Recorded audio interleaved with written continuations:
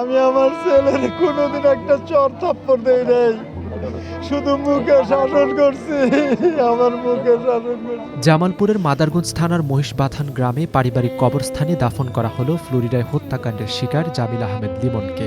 এর ঠিক আগেই ৪ মে সোমবার সন্ধ্যা ৭টার দিকে স্থানীয় লালডোবা উচ্চ বিদ্যালয় মাঠে তার জানাজা অনুষ্ঠিত হয়।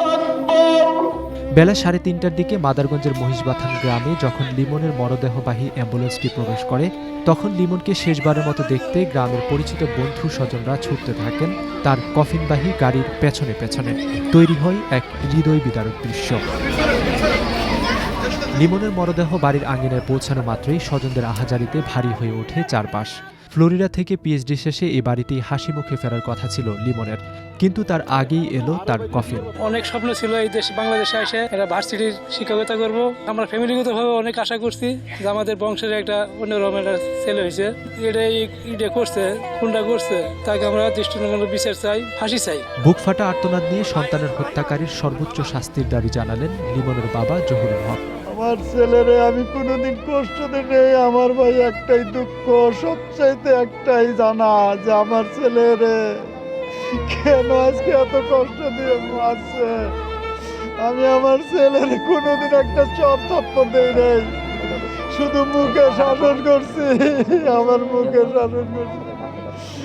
আমার ছেলে আমাকে নিশ্চিন্ত চিন্তা ছাড়া থাকতে গেছে। আব্বু, তুমি কোনো চিন্তা করো না, তোমার কোনো চাকরি বাকরি কিছুই করা লাগবে না, তুমি প্রয়োজনে একটা ব্যবসা বাণিজ্য করো। যে পিশাচের হাতে এই ঘটনা ঘটছে, সে পিশাচের যেন সর্বোচ্চ শাস্তি হয়।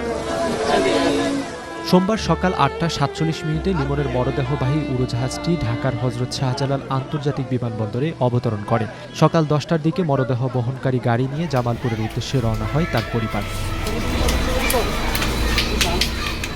বিশ্ববিদ্যালয়ের শিক্ষক হওয়ার স্বপ্ন নিয়ে যুক্তরাষ্ট্রের ইউনিভার্সিটি অব সাউথ ফ্লোরিডায় ভূগোল ও পরিবেশ বিজ্ঞান বিষয়ে পিএইচডি করছিলেন জামিল আহমেদ লিমন, কিন্তু গত ১৬ এপ্রিল তিনি নিখোঁজ হন। পরে ২৪ এপ্রিল ফ্লোরিডার হাওয়ার্ড ফ্রাঙ্কলিন ব্রিজ এলাকায় আবর্জনা ফেলার কালো রঙের কয়েকটি ব্যাগ থেকে লিমনের ক্ষতবিক্ষত মরদেহ উদ্ধার করে পুলিশ। নিখোঁজের ১৮ দিন পর সোমবার দেশে ফিরল লিমনের মরদেহ। লিমনের সঙ্গে নিখোঁজ হন আরেক বাংলাদেশি শিক্ষার্থী নাহিদা সুলতানা বৃষ্টিও। তার মরদেহ উদ্ধার হলেও তা এখনও দেশে পৌঁছায়নি।